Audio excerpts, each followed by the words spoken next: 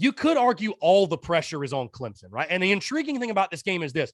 For both sides, and I will say this, I think that this has been lessened for the South Carolina side because you have gotten that 6th win. And I say the season's a success no matter what happens in this game. Again, you have reached bowl eligibility. And again, please don't lose perspective. Getting to a bowl game in Chambers' first year is a massive W.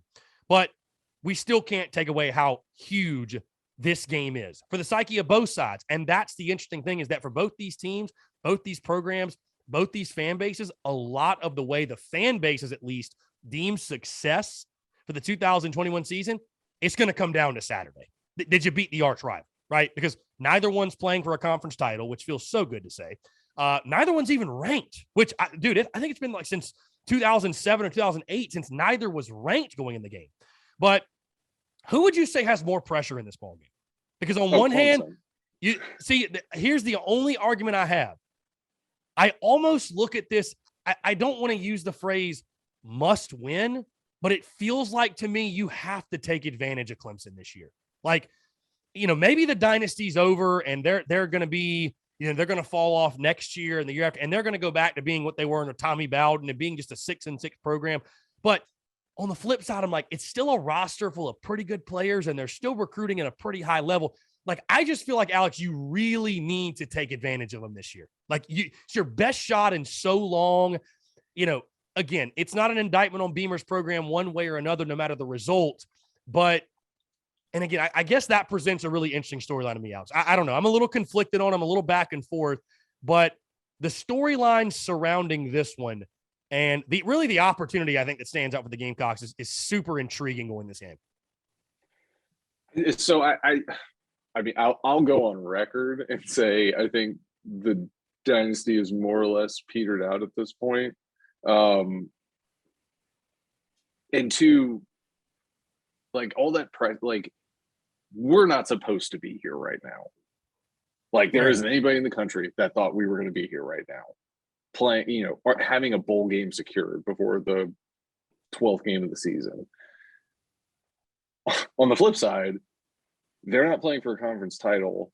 They were ranked top 4 coming into this season, and that has all evaporated. So this has become more or less their Super Bowl for the year. And it is for us too. But the difference is like, all of that pressure is not on us. Like, we're not sitting here at 5-6 trying to get to a bowl game. We're sitting here at 6-5. That bowl game secured. Win or not, like, we're going to play in December. We're playing with house money, essentially. Basically, yes. And they're not.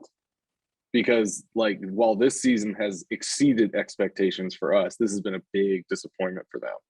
And I think that puts us in a very advantageous position from a scheme standpoint, where you're going to get everybody, you're going to get our absolute best shot, no holds bar. Yeah. When you phrase it that way, it does make sense. I think maybe I did a poor job of wording as well. I guess I just look at this game as you have such a good opportunity to beat them. You'd love to see, I mean, of course we all would, and stating the obvious, you'd love to see this team seize that opportunity. You wonder if the opportunity will be as good going forward. I guess, if that makes sense. Again, I don't want to make it sound like, we're going to go back to what it was 2015 to 2019 or 2020 or whatever, but you have such a great opportunity this year at home, at night, that I don't want to use what I've been using for Florida and Auburn, like the stars align, quote unquote, but you couldn't have asked for a better setup and a better scenario going in this ballgame than what you have. No, absolutely not. I don't disagree with that in the least bit. I just think that pressure is squarely on them and not on us. And, you talk about getting a better opportunity going forward. Clemson has been puzzling for this entire season. You have these all-world recruiting classes for this amount of time. And somebody actually made the best point I've heard about it. I think the problem that has reared its head for them is, while they're getting a truckload of 5 stars and 4 stars, they're only getting like 15 of them when they should be signing 25. And so that really makes your miss percentage a whole lot higher than it otherwise would be. Mhm. And it's like you start losing people to transfer portals, you start losing people to injuries. All of a sudden, that depth starts to evaporate, and I think that's what's happened. And unless you change that tactic, this is not going to be a recipe of success going forward.